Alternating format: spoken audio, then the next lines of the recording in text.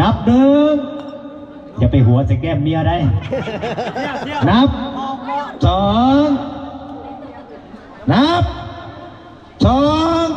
สามจุยโอ้ย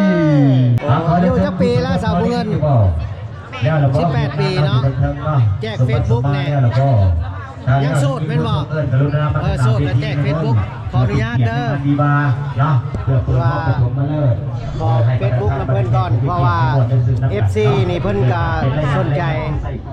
เก็บภาพบรรยากาศผู้สาวหับบัตรก่อนพี่น้องเอ้ยทางบ้านนาทินเอา1 2 3โอ้ดังแน่นอนติดตามเด้อทางช่องคำมั่นวิถีลาวเคยเห็นอยู่วะเห็นเนาะเห็นเพิ่นลงอย่างแน่เกี่ยวกับเอาวิถีชีวิตเนาะแบบบ้านๆติดตามไว้จะเห็นตัวเองก่อนหับชมคลิปฝากกดไลค์กดแชร์แล้วก็ติดตามทางช่องเพจและเฟซบุ๊กหรือช่อง YouTube คำมั่นวิถีลาว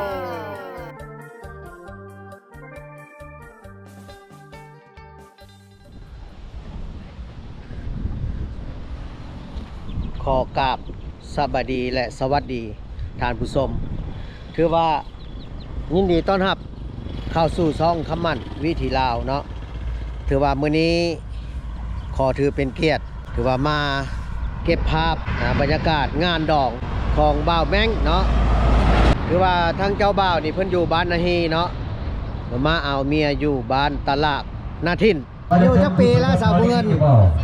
18 ปีเนาะแจกเฟซบุ๊กแน่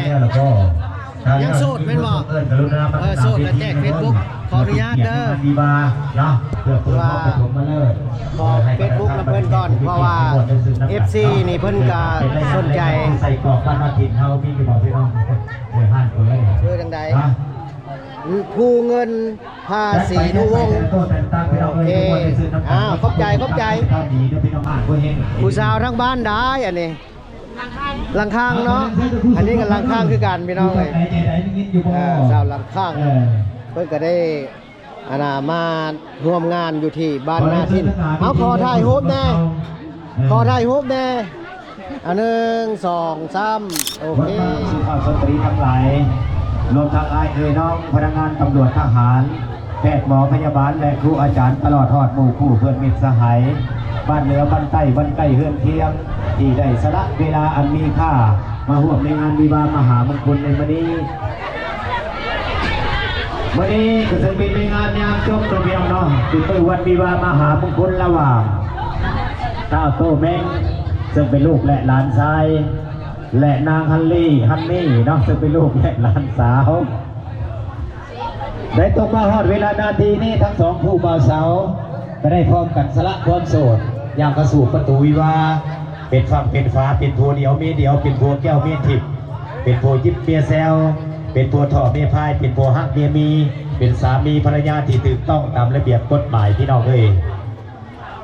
วันนี้ข้าพเจ้าได้รับเกียรติจากกาฟ้าทั้งสองคำสองฝ่ายได้มาเป็นพิธีกรหรือโฆษกได้กล่าวในงานวิวาห์มหามงคลในวันนี้ขอถือเป็นเกียรติต่างหน้าให้แก่เจ้าภาพทั้งสองคำสองฝ่ายขอแสดงความขอบอกขอบใจและขอแสดงความดีอกดีใจมายังประธานบรรแขกผู้มีเกียรติทุกท่านที่มาร่วมงานวิวาห์มหามงคลในวันนี้ถ้าว่าอาหารการกินเราอย่าปาแป้งขาดเขิน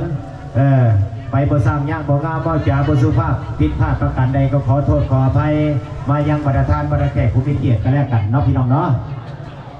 อีกอย่างหนึ่งขอถือเป็นเกียรติตามหน้าให้แก่ประธานบรรแขกผู้มีเกียรติทุกท่านขออวยไส้ให้พรให้แก่คู่สมรสหรือคู่บ่าวสาวแต่งงานใหม่ในวันนี้จงมีสุขภาพแข็งแรงคิดอะไรหน้าคว้าอะไรให้ได้เลี้ยงลูกกบให้ได้เต็มพาง่ายเด้อบักไอ้ตู้แม่งเด้อเลี้ยงลูกชายให้ได้เต็มผ้าเข่าให้อายุพวกเจ้าได้ห้อยหมื่นพันปีคอยเป็นเศรษฐีห้อยล้านพันล้านยักษ์จะลงจากบ้านให้มีคนช่วยเหลือจะเป็นผู้สมรสเด้อคนทางใต้คอยมาช่วยเสือคนทางเหนือคอยมาช่วยสาวสองภาคทางให้มีเงินแต่คำสวัสดีอยู่ดีมีแห้งนะ คิดเงินให้ได้เงินคิดทองให้ได้ทองคิดคำให้ได้คำคิดเงินให้ได้มือกำคิดคำให้ได้มือกอบนอนรับให้ได้เงินพันนอนผันให้ได้เงินหมื่นนอนตื่นให้ได้เงินแสนแบนมือมาให้ได้แก้มันได้โซดโทษให้จะมาพานมานให้จะมาเบียดเนาะวันนี้ได้เวลาสมมาภาคควรพี่น้องเอ้ยว่าไปไหลมันยาวมันยืดปืนพุ่นไม้ฟ้าว่าไปแห้งไหลว่าไปไหลน้ำลายมันก็แห้งพี่น้องเนาะสิได้เปิดห้องปฐมมาเลิศให้บรรดาท่านบรรดาแขกผู้มีเกียรติได้มวลได้สืบน้ำกันพี่น้องเอ้ยมีหยังกะยาม้วนน้ำกันเนาะยินกันไปเรื่อยๆตำกันไปเรื่อยตำจอกส้นแก้วตำกันไปแล้วให้อยู่ดีมีแห้งให้ขับให้คุณเนาะพี่น้องเนาะขอเรียนเชิญด้วยบัดนี้เด้อขอเรียนเชิญทั้งคู่สมรสเฮามาทั้งหาพิธีแดเนาะเพื่อเปิดห้องปฐมมาเลยภายหลังที่รับประทานอาหารเที่ยงสำเร็จเสร็จสิ้นเนาะแต่บ่มีอย่างพี่น้องเลยมีแต่ความม่วนความเชิญมีแต่ตู้เป็ดนี่แหละครับพี่น้องเนาะฝากต้อนให้บรรดาท่านบรรดาแขกผู้มีเกียรติเนาะนำเอาข้อมูลความเชิญยกแต่บรรดาท่านมาหาบ้านหน้าถิ่นเนาะโอ้ยไก่เติบพี่น้องเลย30 กว่ากิโลนะบ่มีอย่างพี่น้องสำนีจิ๊บขึ้นมาเนาะขอเรียนเชิญบางไอ้ผู้สมรสเท่าเราอยู่ตรงไหนแย่ไหนนิ่งๆอยู่บ่แล้วเราบอกเรื่องการสามฟ้าทั้งเทิงเนี่ยเราสมบัติสมมาแล้วเราบ่ตายแล้วเราไปยัดยาใส่ถุงเรามาทั้งหลายพิธีไม่ได้เนาะเปิดตัวพ่อปฐมมาเลยในบรรดาท่านมาได้แก่ผู้มีเกียรติด้วยกันช่วยน้ำตาลพี่น้องเลยเอาไปตีม้าแล้วกันยังนั่งขอเรียนเชิญเด้อผู้สมรสเท่าอยู่ใส่นั่งกินอยู่บ่เพลงสาวหลังข้างเลยแม่นเพิ่นเลยนี่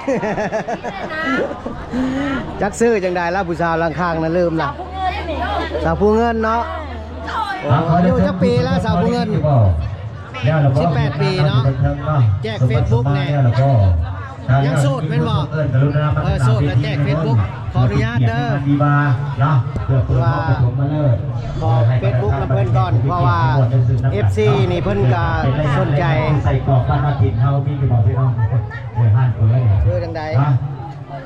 ผู้เงินภาษีนุวงศ์โอเคขอบใจถ้าดีเด้อพี่น้องเด้อถ้าพี่น้องบ่ดีบ่ดนตรีบ่ยกมื้อนี้สู้กันเต็มที่เรียกว่าอันสาวหลังข้างเพิ่นเนาะเพิ่นก็ได้มาร่วมงานอยู่ที่บ้านนาถิ่นสู่เอาเด้อพี่น้องเด้อสู่เอาเด้อโต๊ะนี้ก็จุ่มเลยอยู่ทั้งพ่อผ่านบ่เฮ็ดผู้สาวทั้งบ้านได้อันนี้หลังข้างเนาะอันนี้ก็หลังข้างคือกันพี่น้องเอ้ยสาวหลังข้างเพิ่นก็ได้มาร่วมงานอยู่ที่บ้านนาถิ่นเอาขอถ่ายรูปแน่1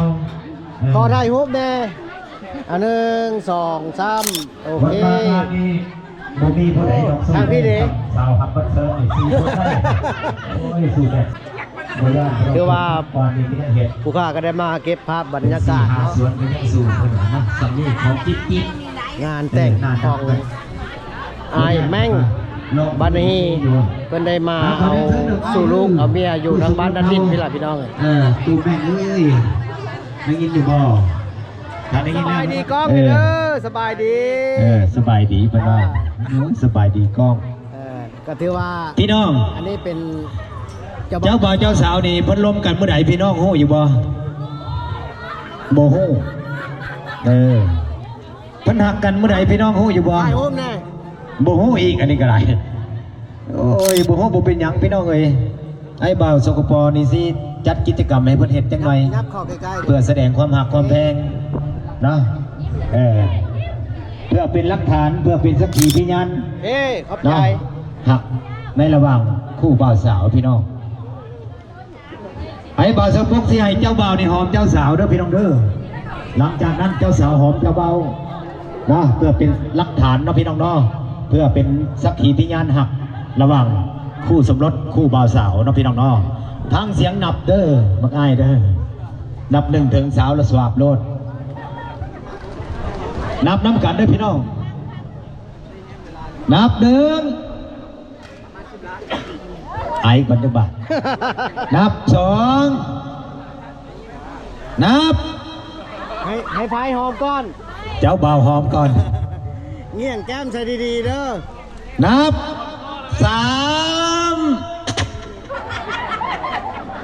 ก็จุดรับมดตาบัดนี้ท่านจะบอกกล้องเฮาคือว่าไว้ภาพมันจะเหี่ยงหน่อยหนึ่งคนว่ามันห หอมไว้โพ ภาพ ด บุคักปันไหนหอมไว้โพดเพิ่นว่า หอมค้างไว้ หอมแบบไหนหอมแบบสะใจหอมแบบไหน หอมแบบโรแมนติก เออ รส หอมแบบหวานๆซึ้นๆเจ้าสาวกอดเอวเจ้าบ่าว เมียก็บ่ให้ เจ้าบ่าวกอดคอเจ้าสาวคันเจ้าสาวต่ำเจ้าบ่าวดึงขึ้นมาคันเจ้าสาวสูงเจ้าบ่าวดวงลงมาใส่เอาปิ่นหน้าใส่กันพี่น้องนับหนึ่งอย่าไปหัวใส่แก้มเมียได้ นับสองนับสองสามจุยโอ้ยปั่นแบกกินบักถั่วเนาะพี่น้อง คือว่า ได้ระบบพอดี โอเคแล้ว ภาพเจ้าบ่าวได้ระบบงามระบบ งามแล้ว เที่ยงแล้วเนาะบันทึกที่อีลาบัดนี้เตรียมตัวจะดีอนามัยจะดีแก้มบัวหันอาบอยู่บ่อน้ำคืนนี่สงสัยเมาข้างลืมอาบน้ำพุ่นว่าก่อนสิได้นอนก็3 โมงแล้วผมเอาบ่ได้อาบซ้ำมาล้างเอาตอนเช้าตื่นสายบ่ได้ล้างซ้ำแล้วซาดอนามัยจะดีอีลาคำแพงกอดมาใกล้ๆหน่วงเข้ามามันจังหวานพี่น้องเอ้ยนับกันเด้อพี่น้องเด้อนับหนึ่งนับสองนับสองเครื่องเผาจะเผาใจห้อนตัวแรงหลายใจเย็นๆคือนำลูกอึงเด้โอ้ยเพิ่นว่าที่เตะบนนับเพิ่นจะสวาบได้อันนี้ก็ได้ป่ะอย่าเผาสวาบมือแรงจังสวาบนับใหม่เด้ออีลาเด้อตั้งใจจุดีเด้อนับหนึ่งห้อนโคตรเอานับสองนับสามโอ้ยได้บ่บัดนี้ได้บ่ โอเค โอเคเพิ่นว่าทันแล้วเพิ่นว่าภาพกับเที่ยงแล้วงามแล้วเพิ่นว่านะแต่นี่ต่อไปท่านมาเอากันแล้วให้ดีดองพร้อมพับน้ำกันเด้ออีลาเด้อเอารับทำติดตั้งอย่าจมเศร้าด่าแรงบอกว่าฝนลือแรงให้จะอยู่น้ำถั่วจะเด้ออีลาคือดังจัวกับพระให้มันเพ้นผัวแก้วยามมือเอากันแล้วนิสัยพวกเจ้าก็ให้เปลี่ยนให้มันเพียนต่อสู้ให้หู้ไว้แต่เรื่องเพื่อนให้หู้จักหมู่เพื่อนต่ำเพื่อนสูงเด้อหู้จักลุงเอาอาหมู่ผงและลุงป้าอย่าเซโกโทนากิริยาเขียดง่ายยามสหายหมู่เพื่อนสิมาเยี่ยมแว่เศร้านอกจากนั้นให้เจ้าตื่นแต่ดึกลุกแต่เศร้าลุกก่อนนอนหลังอย่าได้เฮ็ดถึงถังสิพิษกันยนต์ความเบ้าถึงเวลาเจ้ากินข้าวให้ผัวแพงเจ้ากินก้อน2-3 คำผัวกินแล้วเมียเกี่ยวจึงค่อยกิน